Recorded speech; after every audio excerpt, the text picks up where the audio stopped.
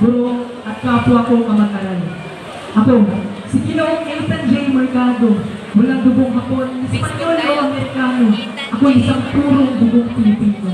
Isang pangalan na gula sa institusyon ng negosyo, edukasyon at pamamahala. Ako'y napalito upang magbahagi ng mensaheng nagmula sa kaibuturan ng aking puso. Isang mensaheng nagawa ko na tungkol sa kahalagahan ng uhiga na hindi na natin namamalayan o di na natin nakakalimutan.